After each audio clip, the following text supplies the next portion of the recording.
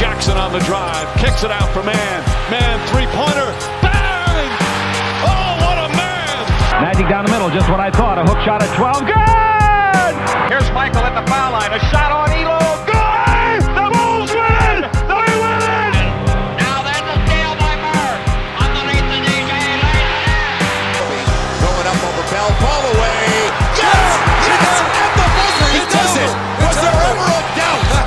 A Smith screen, Posey will defend. Oh! LeBron James with no regard for human life.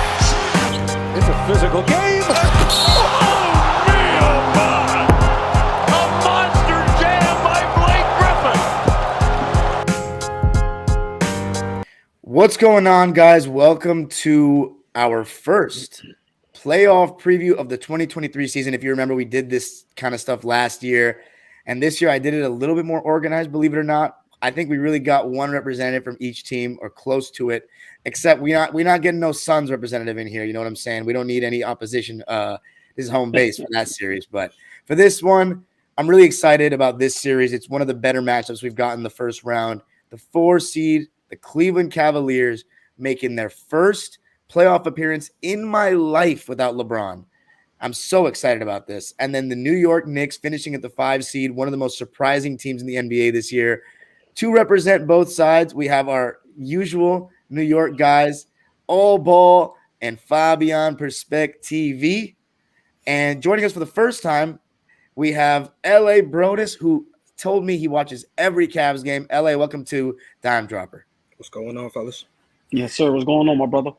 What's up? Before we get going, since we know the background, the other guys coming to us from New York City, let me hear yours. You know, your history with the Cavs, the content you make, all that. So basically, I've been in the media game for quite a long time. Like, been writing articles and everything since about 2012. I was affiliated or a part of a company called the 3 Point Conversion at one time, where we covered everything from where I was doing the Browns, the Cavs, all of that. Did a couple of Super Bowl appearances where I was able to cover some of that stuff and everything. Also, too, I am from Akron, Ohio, born and raised. Wow, nice. So was able to do a lot of stuff with the Pro Football Hall of Fame, being able to cover some classes as well with that. Let's see, I'm former military. Nice. So like I said, I branched out from the 3 Point Conversion. Now I have my own brand called Brownstown USA, which, like I said, we focus primarily on the Browns. And then right now I'm working towards something for the Cavaliers as well. Nice. So are you in Ohio right now? Yes, I am. Wow. How are you Eastern time? Did you guys not have daylight savings or something out there? I thought it was Central time. No, we had daylight savings, but Central is like Indiana and all of them. Wow, Cleveland's been on Eastern time this whole time. I didn't know. Yes. I'm disappointed in myself. I thought I was much better geographically than that. But all right, let's get this going. Cavs and the Knicks. The big story with this one, Donovan Mitchell was heavily sought after by the Knicks in the offseason. It ended up being okay for New York. They still got their guy that has put his name up in lights this year, Jalen Brunson. But Donovan Mitchell, I mean, he has been amazing for Cleveland. So I guess I'll go to the New York guys first. Just give me your rundown on this season, why it's been better than people have expected. Randall, Brunson, Barrett, give me the rundown on that. Tibbs. Let's go with All Ball first, briefly about the season. Yes. For me, the season wasn't surprising.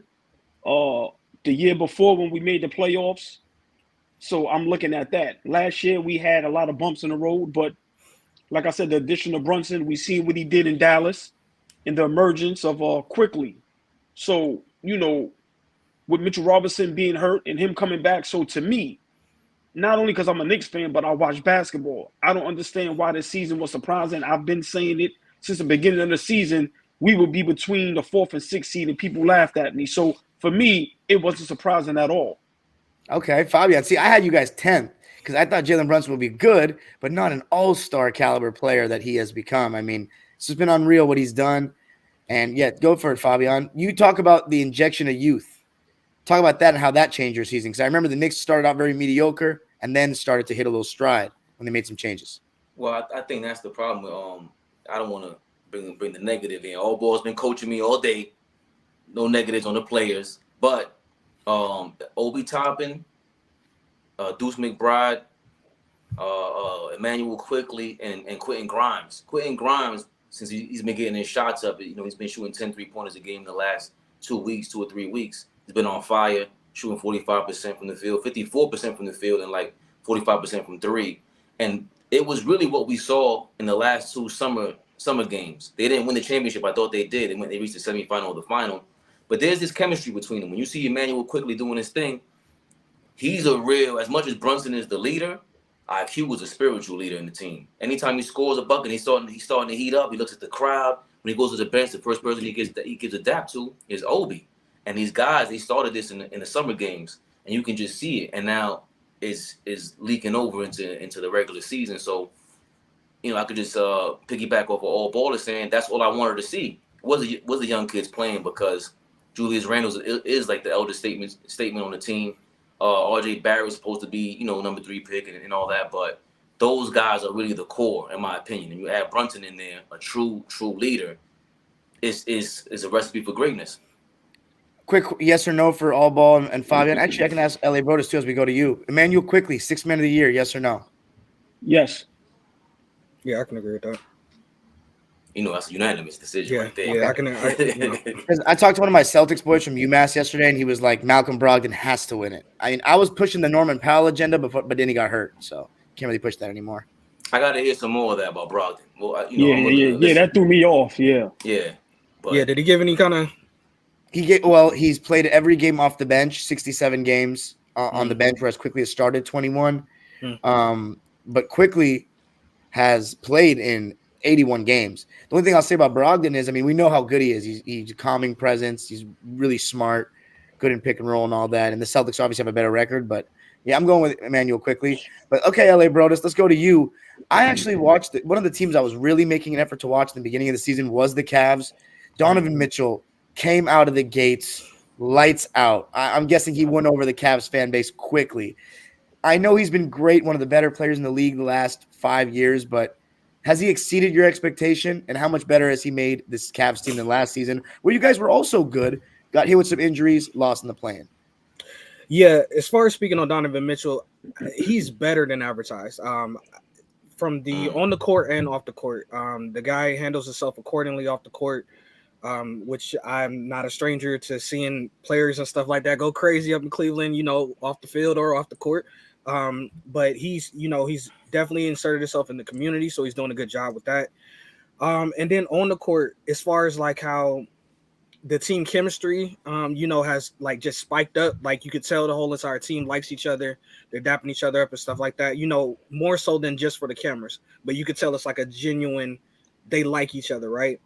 And then as far as him hooping, he's doing everything that we needed last year. He came in and he immediately just wills the team, whether it's by his scoring, whether it's by him now even playing better defense than what he used to play, because that was his big knock, right? It was his him defensively.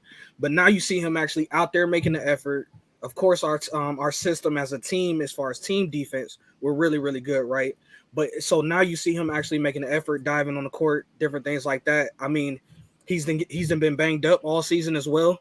And you see him still going out there and still suiting up. So, as far as like what I expected out of Mitchell, I knew he was good, but of course he was in Utah. So I can't sit up here and cap and say that, hey, I seen all the Utah Jazz games, because who would want to do that anyway? But never mind, that's beside the fact. No, that's good. This is the Utah Trash Slander channel, so you're in the right place. So, but yeah, he's been better than advertised. And another thing too, I didn't realize how strong he was, his upper body, the way that he can apply that rim pressure. I was like, wow. So yeah, he's definitely been more than advertised to me. Can I just add real quick, Dom, his upper body and his lower body, he reminds me of like a running back, Donovan Mitchell. Yeah. What do you guys have in terms of all NBA? Because most people have him on a team, but I had him, and I don't want to sound like a homer or nothing like that, but I had him first team. You can have him. There's all those other guards have missed a lot of games. So yeah, that, and then the fact too that I think the voters, because I know a couple of people that do have a vote this year for certain NBA awards, What I've been hearing too is that a lot of them are gonna knock Luka for not making the playoffs. Right. So and that's okay to me. Yeah. So like I said, of course, statistically with Luka, I have no problems with him at all. But I mean, that trade just messed up everything. I mean, we just seen a complete chemistry meltdown, and I think a lot of the voters are looking at him and saying, okay, well, we got to knock you for that. Donovan Mitchell. Go ahead, All Ball. Oh no, just real quick. He should be first team, but I'm gonna give you somebody that I think can rival him a little bit if people's real true basketball heads, and that's Drew Holiday. Okay, I think the stats would hurt him there for first team, but I think he should be on a team.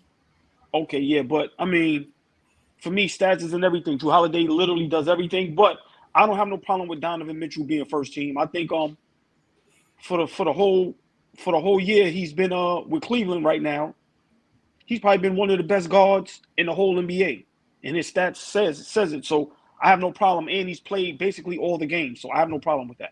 28, 4-4 on 48% shooting and 38.6% from three. This has been a career high season for Donovan Mitchell, and he's been great every single year. I guess my next question is, you talk about the defense. That was something that was really talked about going into this season with Cleveland. You finished with the number 1 defense in the league. Talk to us about Jared Allen's season and also year 2 of Evan Mobley, because this being an LA-based channel, we really like Evan Mobley. He's a USC guy and took us to the Elite Eight, so my dad's school. Tell us about Evan Mobley year 2, Jared Allen, and why the Cavs have the number 1 defense in the league. Well, while I got it at the top of my brain too, I'm gonna give a shout out to his brother, because we got his brother too in our G League. He's been killing it in the G League. They made the playoffs this year too. So shout out to the Cleveland Charge. But as far as Jared Allen's our the heart and soul of our team, to be honest. When he is not in that lineup, when he is injured or anything like that, our entire team looks completely different. Evan Mobley is not, he can play starting 5 minutes, but he's not a 5. Like, he's just not, he doesn't have the build for it yet. He's not strong enough. Okay. So he gets abused a lot by centers, if he's at that 5. So Jared Allen, he does a lot of the things where it doesn't show up in the stat sheet. They roam really well together. I ain't gonna say like as far as like back to back, like as far as defensively, they're the greatest, but they roam really well, and they can actually step out on the perimeter too at times and help out that way as well. So,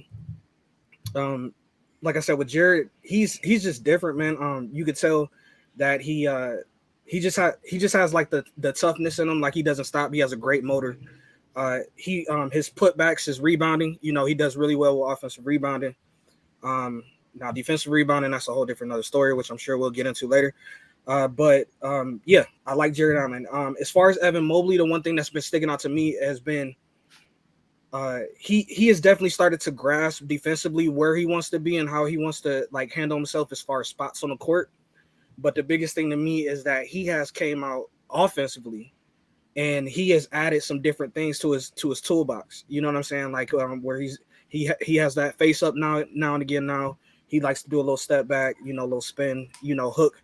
I think crazy enough, y'all might laugh at me about this, but having Robin Lopez on the team, Robin Lopez is known for like his little jump hooks that he has. Yeah, he's not a bad jump hook guy with his right hand at all. So right. he actually passed that skill on to Jared Allen and to Evan Mobley. So now we're starting to see them do it a lot more too and get a lot better at it. And I'm actually glad that he taught that to Jared Allen, because for real, Jared Allen didn't really have no bag at all when it came to offense at all. He was just like a lob threat and a put back kind of dunker kind of guy. But adding that hook there, that definitely helped him out. And then, like I said, with Evan, he's starting to shoot the 3 a little bit more confidently. He's not there yet by no stretch of the imagination, but he's starting to do that. And yeah, I mean, and then also too, we have one of the best like big man passing tandems too.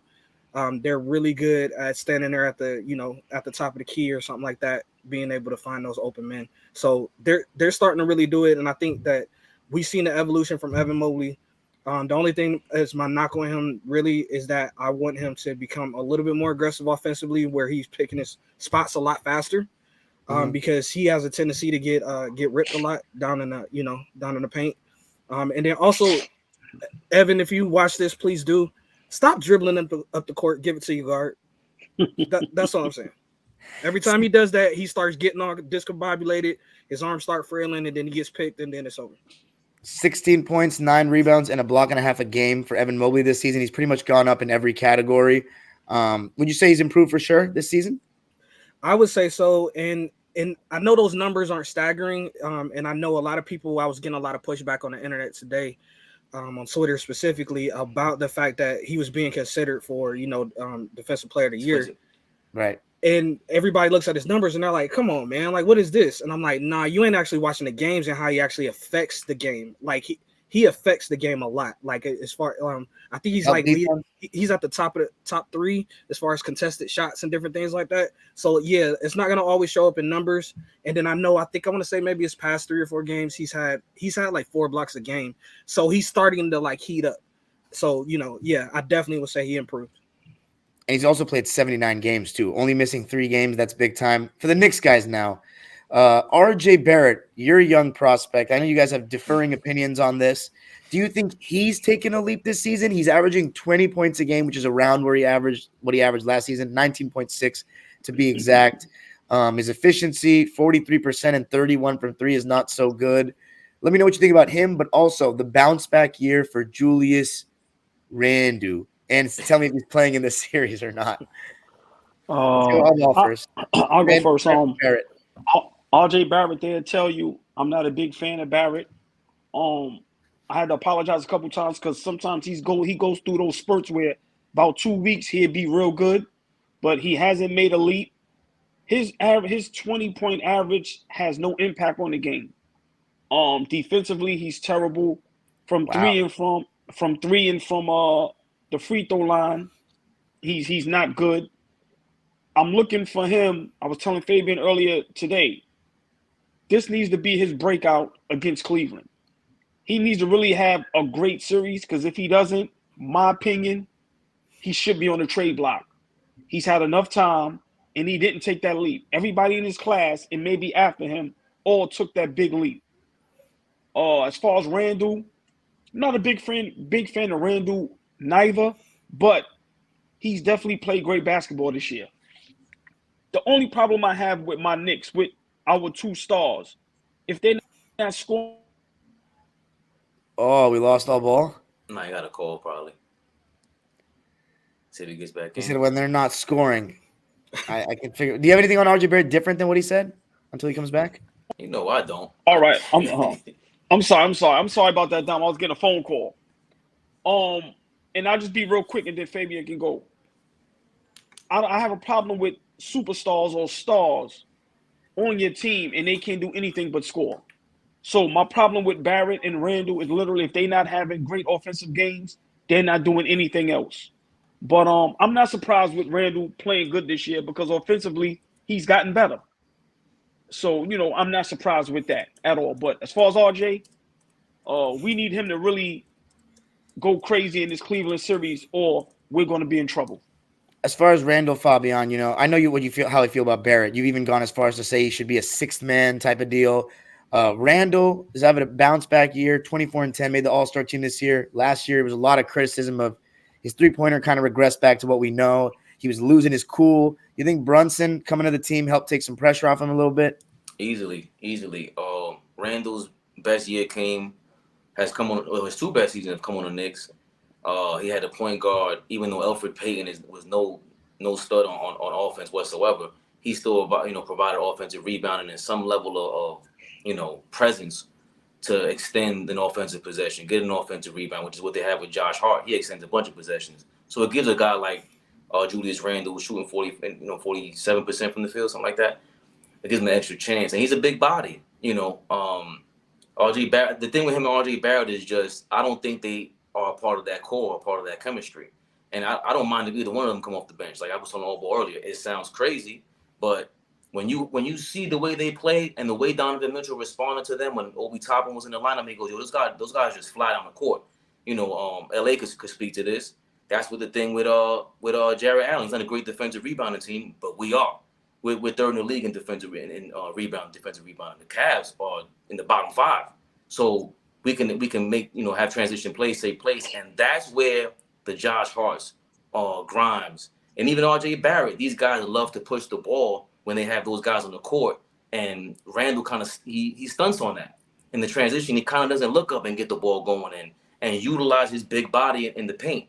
But what he does do, he does get enough foul calls. Yo, we're 4th in the league in free throws, man. We get the calls, but he misses too many free throws in key moments. Like, yo, put him to sleep, man. And he's not that killer that I want him to be, but he's gotten us here, man. I got to give him his props. And you guys both seem to be more Team Brunson in terms of being the man you trust at the end of games and stuff. LA, I want to hear about the defensive rebounding thing. Given 2 twin tower kind of guys, how come you guys struggle in that department so much? Because a lot of times when we're playing teams, they're shooting a lot of threes, so it's a lot of long rebounds. Right. And so like our big men aren't really in the position to get the rebound, and then our guards aren't like big rebounding guards.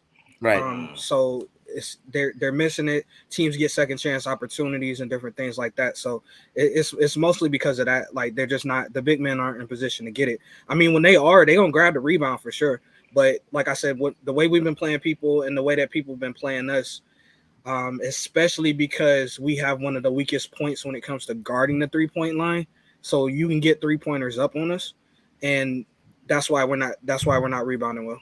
I was going to ask, is it because does Evan Mobley just sag off and kind of roam and help and leave like a certain shooter open? Is that what happens? Yeah, they're like free safeties like back there. Yeah. Mobley is a lot. Mobley is a lot, and so is Allen. And then there's been times this season too that we haven't been getting our defensive rotations together correctly. So, all it takes is one person to miss, to have a miscue, and then boom, there's a 3-pointer going up. So last question to you before we get into like the actual predictions for the series. Mm-hmm. Darius Garland, one of the most talented young players in the league. I know Fabian last year was really big on Darius Garland. This year with Donovan Mitchell, how's the fit been? I said before the season was going to be kind of take turnsy because that's usually what it's like when you have 2 kind of like pick and roll ball handlers together. But still, statistically, it seems like it's worked out. Darius Garland's still averaging 21.6 points and 8 assists a game. And you guys are a 51-win team, which I had you guys 6th. You finished 4th. So let me know how that fit has been. And has Darius still been the second best player on this team, or would you go with someone else? I think statistically, yeah, he is the second best player on the team. But like I said earlier, I think the second best player on the team is Jared, just from what he brings to the balance of the team. Darius has missed a lot of time before, this season, especially when he got beat up by those freaking Raptors. They be beating up everybody. But 13 games missed, just for anybody that's wondering. Yeah, getting hit in the eye and everything. But we did all right. The biggest thing about Darius with me that I've seen from him this season is that there were times where, they were doing you get the ball and you do this, and then you see like Darius kind of go to the side and just let Mitchell do his thing, or you would see Mitchell let Darius do his thing. Now the way that they're playing a lot better together, but you still see that that Garland isn't as aggressive as he used to be. And then also too, another big knock that I have on him and that I will be watching in this playoffs is that Darius he's not the best decision maker when it comes to when the game is on the line. Like he's not really good there. You remember the game against us this season? You guys blew early in the season, and Darius at Staples Center against the Clippers, and Darius Garland just kind of like started hijacking shit.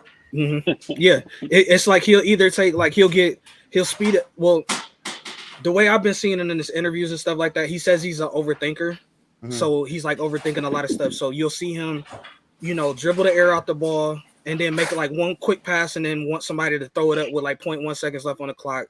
Or he'll sit there and dribble the air out of the ball and he'll just jack up a 3-pointer or something like that. Or, try to go to the bucket.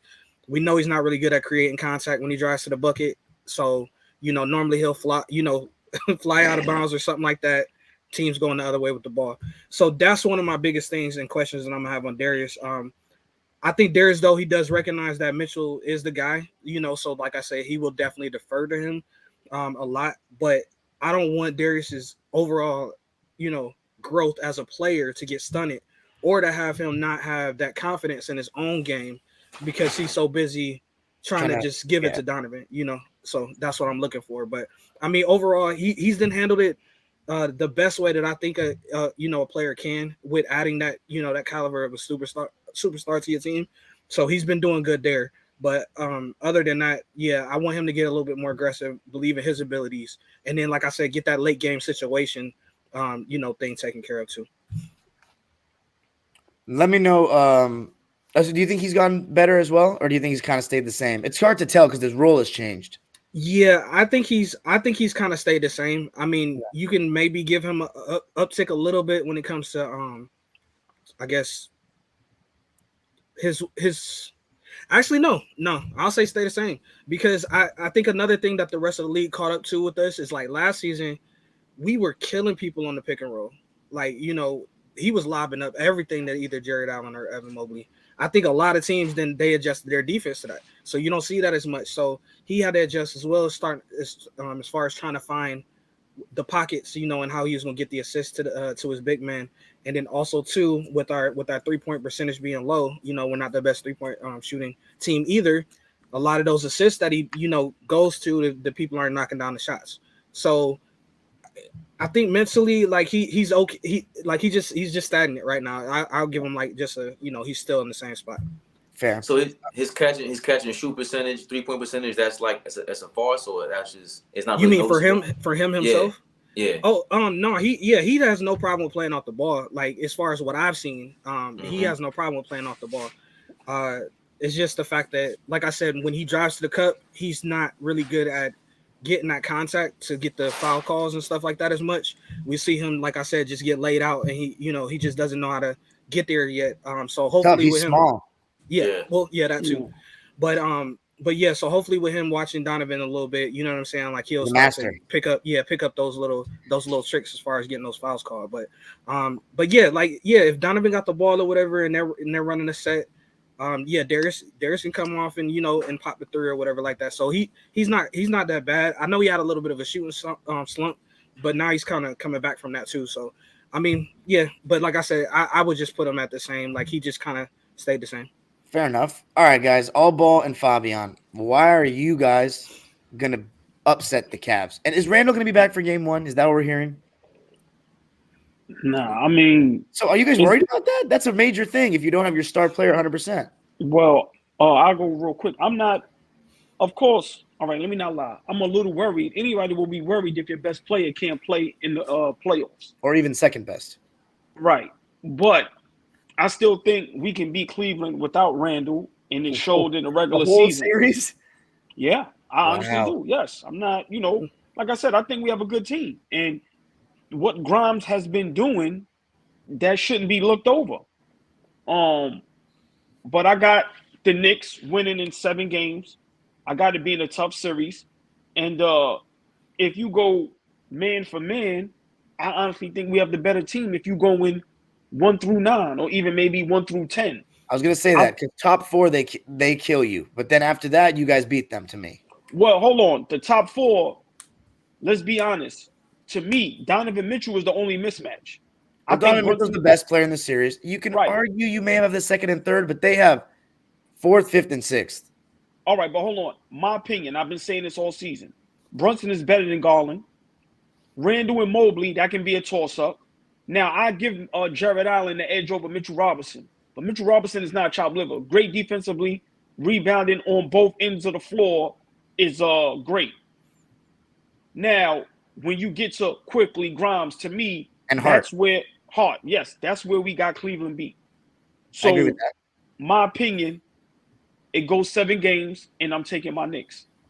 Fabian, why are you going to beat the Cavs, if anything different? Yeah, we're going to. The thing about Randall, I'm confident without Randall. It will go 6-7 games if Randall isn't there or he shows up late. But if he's there, if he shows up for game 2, we beat him in 5. It's just like, you guys are nuts, dude. Listen. People think I'm crazy. I've been saying this. Randall, to me, again, it's not an accident the way they play without him. Like, for Quentin Grimes to pick up, shoot that many 3-pointers, there's a different flow in offense. The way Donovan Mitchell reacted to it, again, the rebounding. Who starts instead of him when he doesn't play? It's Obi Toppin. Okay. But remember, you have Obi in there, you sit him down, Hart comes in there, and you sit Mitchell Robinson down. All of a sudden on offense, we're a different kind of team. You pull Jared Allen to the top of the key, then what? You understand what I'm saying? And even on top of that, what did we just talk about? Jared Allen's not a great defensive rebounder. And guess who's a great offensive rebounding team? or offensive rebounding player. Mitchell Robinson, Josh Hart, 7 rebounds a Josh game. Hart.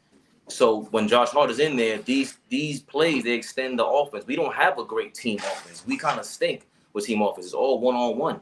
So all we want to do is extend the play. Like, the Cavs slowing down the game is good for us in a sense because we're going to kill you in transition with Hart out there. And then again, we extend the offense, the amount of time on offense, get an extra 14 seconds on the clock with the Josh Hart, Hartenstein, and especially Mitchell Robinson on the floor. You're saying you want to speed it up because they play slow. During those possessions, we gotta close out on the defense, get the defensive rebound, and those are the only way we can score. Easy. Rebound and go. Again, Cleveland, Cleveland, the 76ers, and the Boston Celtics are the only 3 teams in the league that are top 10 in offensive rating and top 10 in defensive rating. And they're the top 3 out of the 4 top teams in the East. That's not an accident. So you got to take advantage of those things. The only thing I'm worried about is free throws, like I said.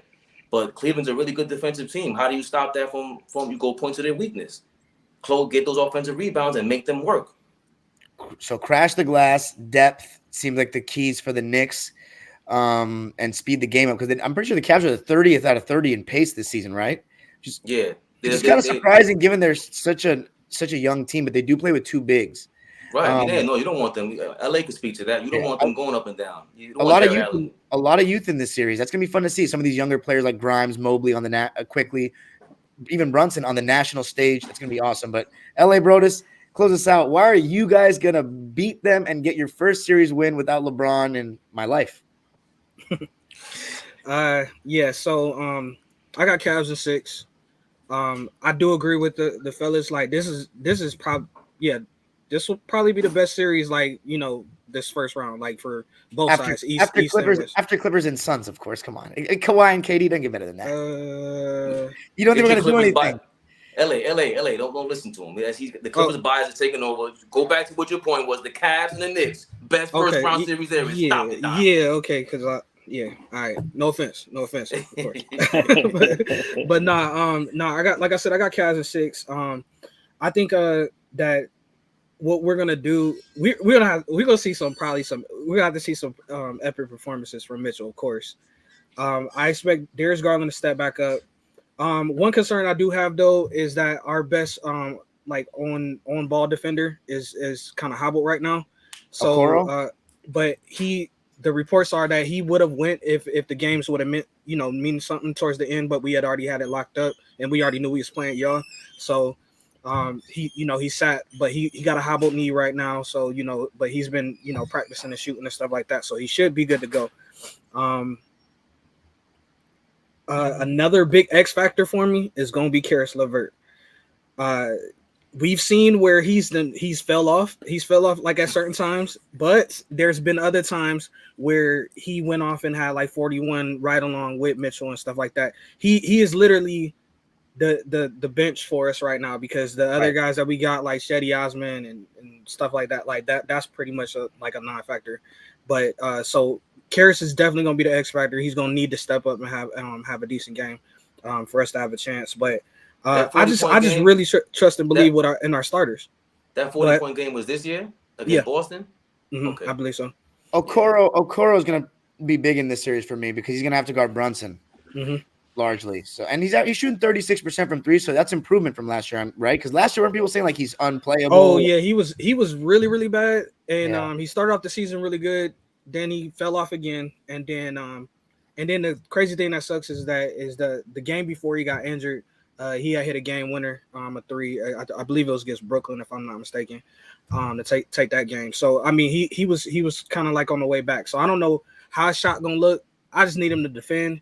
Because we was out there, bringing out like a Dean Wade and stuff like that, and that's just barbecue chicken right there. So I mean, like I said, I believe in our starters a lot, and I think we're gonna see some epic games. So that's why I went 6. But like I said, I can see this series, and I'm sorry I'm not as spicy as y'all wanted me to be, but I'm a very logical fan, and I know that this series is gonna be like really good. I can see it going 7. I can see it going either way, us winning or y'all winning. So I'm sorry. I can't be spicy and then be sounding stupid up here either. No. But do you miss Kevin Love? Hell. Well, Thank you. Allowed to? Okay. Is that yeah, you can cut. It's okay. down. All right. Yeah. Hell no. I don't miss that dude. What was I saying last year, Dom? Like, what is up with Kevin Love? Like, he's a waste of time. He's supposed to be this knockdown shooter. He was depressed before that. Then all of a sudden, he jumped on the bandwagon. Well, he was going off. I mean, he was like in the 6th man of the year talk for a little bit last season. Right. Then this season, you could just tell like the drop off. And then even when he went to Miami, dude is still down there like not doing anything. So I mean, I'm glad we were able to move off of him. It was very amicable. You know, the fans weren't mad. You know, even though he's a fan favorite and stuff like that. You know, and it didn't really mess up everything like how people were thinking or was trying to hold on, to him for it. But we needed to move off that contract, man. That contract was dumb. And I was mad at the Cavs for doing that shit. I was like, yo. So you gonna re-sign him? He's gonna be the staple of our rebuild. Come on, dog. Hey, Dom. Before we get out of here, I know you're gonna wrap up in a bit. I'm gonna just say this: I always play devil's advocate. Y'all gonna miss Kevin Love. He gives y'all depth off the bench. He's a great rebounder, and he can knock down a 3, and he has the experience. So I disagree with a lot of things people say about Kevin Love. I still think in the right circumstances, he can help a team. And I think right now, y'all being young, up and coming. Right now, y'all gonna miss Kevin Love, and we're gonna see this weekend. That's what we got Danny Green for, man. Come on. So my pick, I'm gonna go with, man. It's really hard to root against the Knicks, being a Knicks sympathizer that I am, but I gotta go with the Cavs. I really like the Cavs team.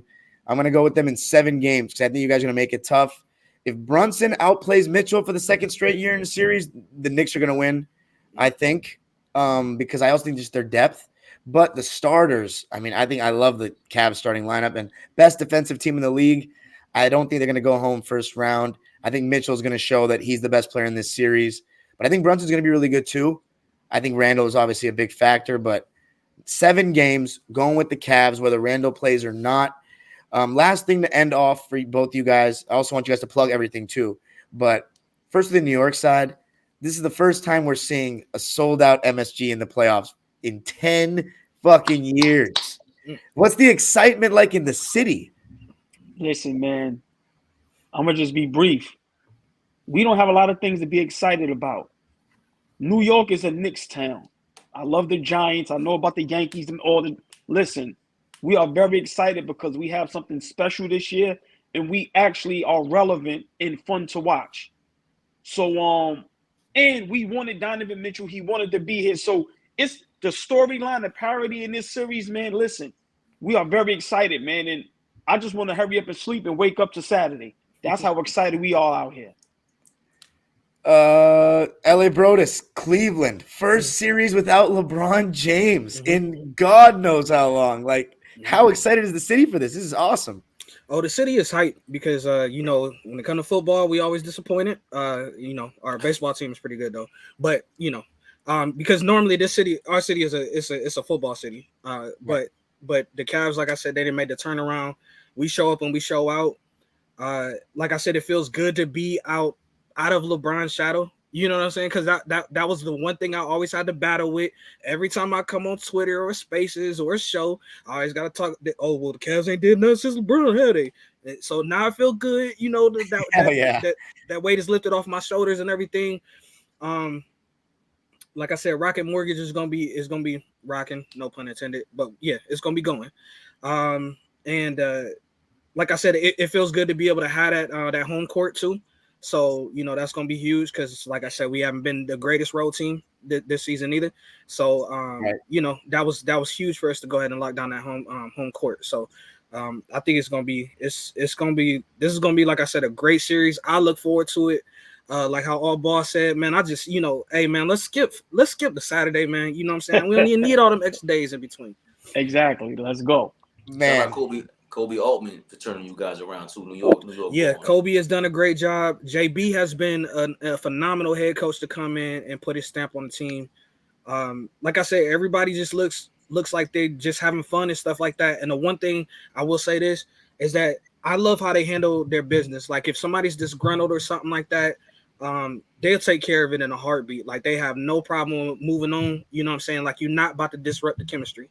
And I love that about Kobe. So they're doing that thing. And I'm just glad that, because you guys know, man, when you in that purgatory, man, that shit sucks. Like, yeah, you just be like, come on, man. Like I'm about to watch this again. Like, so yeah, I'm just glad to be out. Whew.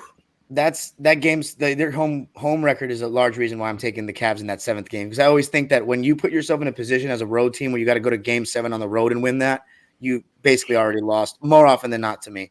But yeah, Cavs in 7 for me. Let everybody know where they can find you, man. This is your first time. Oh, well, again, thank you guys, for bringing me on, being able to chat it up with you guys. It's always good to be able to talk sports. You can find and follow me on Facebook, Twitter, Instagram at LA_Broadus. And then, like I said, follow my business page for any Browns news or anything like that at Brownstown USA. And then, like I said, we'll be kicking up some Cavs stuff pretty soon. And then hopefully, like I said, I can, we'll follow each other, get everybody's, stuff. And then hopefully we can kick it again, man, and just talk, talk some trash on the timeline too. Yes, absolutely. We'd love to talk after the series as well. All Ball, Fabian, you guys already know. Yeah, you know the deal. Everything is All Ball TV. Dom, it's always a pleasure, to be up here with you. LA Broadus, great to meet you, and definitely gonna stay in contact. I'm gonna follow everything with you. Gotcha. And let's talk sports, man. I love it. Absolutely. Yeah, we gotta have you on live on LA Broadus. We go on Monday, Thursday, and Fridays. We 2 p.m. Eastern time for you too, as we covered in the beginning. All Ball TV live. We go on Instagram all the time, so we'll follow you on there. We need, people like yourself, very, educated and smart about what we, the sports team that we cover. We got the crazy, spicy people, but we also got the balance with, the Doms of the world. They want to, and they're biased to their town. So it's a pleasure meeting you, Dom, hooking it up as usual, man. Last thing, by just a show of a head nod or a shake in your head, would you guys be disappointed if you lost the series? All of you guys saying yes. That's what I love. I got the Cavs in 7. Make sure to subscribe on the YouTube channel. Hit the notification bell so you know every single time we post a video. And let us know what you think in the comments. Who is going to win the second most exciting series of this year's playoffs after the Clippers and the Suns? Have a nice time, everybody. Playoffs on Saturday. Let's go.